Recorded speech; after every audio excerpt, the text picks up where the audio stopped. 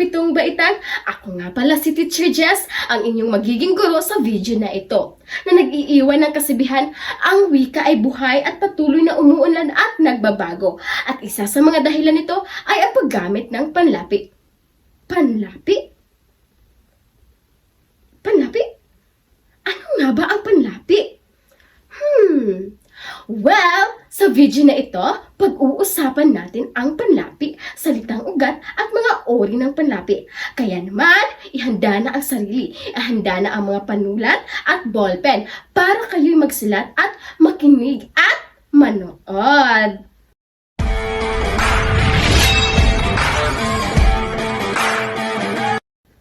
Bago natin talakayin ang panlapi, alamin muna natin ang salitang ugat.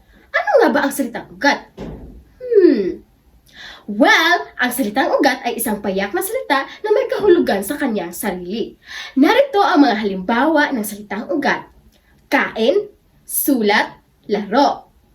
Dito naman tayo sa panlapi. Ano kaya ang panlapi? Ang panlapi ay isang maliliit na kataga na idinadagdag sa salitang ugat upang makapabigay ng bagong kahulugan. Halimbawa ang salitang ugat na kain. Kumain, kinain. Makikita natin na kapag nilagyan ng in ang salitang ugat na kain, ito ay nagiging kinain o tapos na ang kilos. Kapag nilagyan naman ng ang salitang ugat na kain, ito ay nagiging kumain o ginawa ang kilos. Kaya naman, makikita natin na nagbabago ang kahulugan ng salita dahil sa inilagay na at in na panlapi sa salita. Dumako naman tayo sa uri ng mga panlapi. Una ang unlapi, pangalawa, gitlapi, pangatlo, hulapi at pang-apat ang kabilaan. Unahin muna natin ang unlapi. Ano kaya ang unlapi?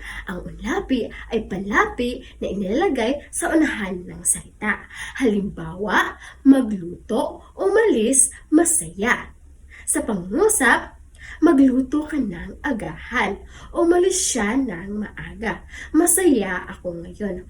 Kung makikita natin, sa unahan inilagay ang panlapi na mag, at ma na nagbibigay ito ng bagong kahulugan o kilos. Sunod naman ang gitlapi. Ano kaya ang gitlapi? Ang gitlapi ay panlapi na inalagay sa gitna ng salita o kadalasan pagkatapos ng unang katinig. Halimbawa, sumulat, tumakbo, binili. Sa pangusap, sumulat siya ng liham. Tumakbo ang bata sa parking.